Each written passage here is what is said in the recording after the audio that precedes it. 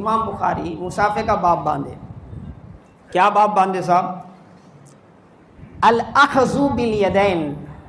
کیا باندھے؟ دو ہاتھوں سے پکڑنا، دو ہاتھوں سے پکڑنا. اس کے بعد حضرت عبداللہ ابن مبارک بہت بڑے محدث ہیں، ان کا اور ایک تابعی کا قول ذکر کرے کہ میں ان سے کلتا یدیہ، دونوں ہاتھوں سے مصافحہ کیا. سمجھ میں؟ اس کے بعد حدیث لائے. حدیث میں کیا ہے معلوم؟ حضرت عبداللہ ابن مسعود فرماتے ہیں اللہ کے وسلم سے میں مصافحہ کیا اس حالت میں کہ میرا ایک ہاتھ رسول اللہ علیہ وسلم کے دونوں ہاتھوں میں تھا.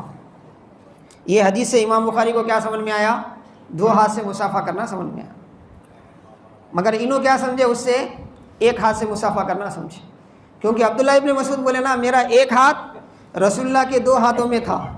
رسول اللہ کے دو ہاتھ نہیں دکھ رہے ان کو، عبداللہ ابن مسعود کا ایک ہاتھ دکھ رہا. حالانکہ آپ جب بھی مصافحہ کرو، ہر مصافحہ کرنے والے کا ایک ہاتھ دوسرے کے دو ہاتھوں میں رہتا. اب میں مصافحہ کرا نا تو سامنے والے کا ایک ہی ہاتھ میرے ہاتھ میں رہتا، اس کے دو ہاتھوں کے بیچ میں بھی میرا ایک ہی ہاتھ رہتا.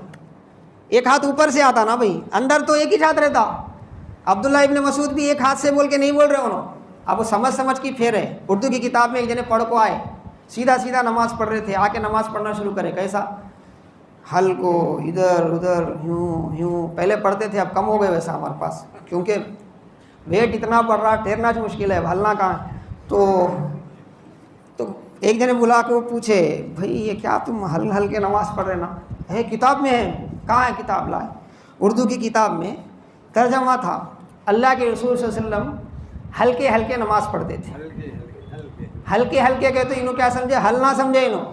ہلکا کہ تو لمبے نہیں، شارٹ مطلب. کیونکہ اللہ کے رسول فرمائے جب جماعت کرے تو پیچھے کیا ہے، ضعیف لوگ بھی رہتے، سب رہتے، تھوڑا تخفیف کرو نماز میں. بولے لمبے تم سنگل پڑھنا ہے تو پڑھو، تو اسے کیا سمجھے؟ تو یہ پرابلم ہے ہمارا. پورا علم بھی نہیں معلوم رہتا، اصول بھی نہیں معلوم رہتا، امام اعظم ابو حنیفہ سے چیلنج کرنے نکل جاتے ہیں. تو یہ بیوقوفی چھوڑ کے سالہ ختم ہو جا رہے ہیں، خبر کو جا رہے ہیں، ابھی ہم بنیادی چیزیں سیکھنے تیار نہیں ہیں.